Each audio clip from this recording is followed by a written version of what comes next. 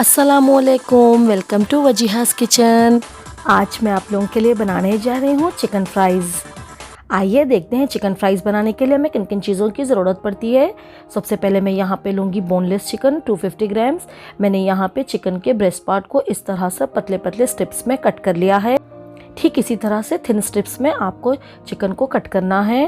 Japanese bread crumbs 100 grams, काली मिर्च 1 teaspoon, सूखी लाल मिर्च 1 टीस्पून। मैंने यहाँ पे सूखी लाल मिर्च को इस तरह से क्रश कर लिया है।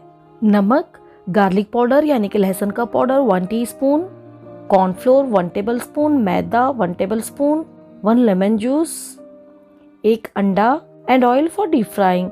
आइए हमारी रेसिपी की तरफ चलते हैं। सबसे पहले चिकन को मैरिनेट कर लेते हैं। इसके लिए मैं इसमें सबसे पहले ऐड करूँगी लेमन जूस, नमक, काली मिर्च पाउडर 1 टीस्पून, सूखी लाल मिर्च powder 1 teaspoon, garlic powder 1 teaspoon, cornflour 1 tablespoon, मैदा 1 टेबलस्पून और अंडा। अब इन सभी चीज़ों को चिकन में अच्छे से मिक्स कर लेते हैं।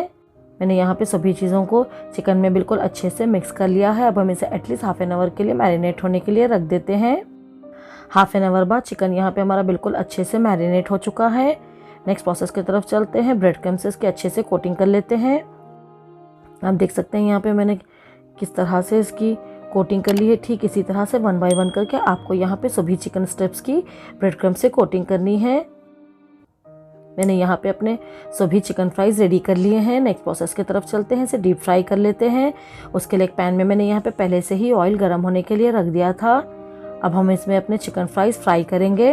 बिल्कुल मीडियम टू हाई फ्लेम पे पलट पलट कर अच्छे से गोल्डन कलर के हो जाने तक इन्हें फ्राई कर लें। आप देख सकते हैं यहाँ पे बिल्कुल परफेक्टली गोल्डन कलर के चिकन फ्राइज़ हमारे यहाँ पे फ्राई हो चुके हैं। बस अब हमें इन्हें और ज़्यादा फ्राई नहीं करना है, इन्हें निकाल लेते हैं।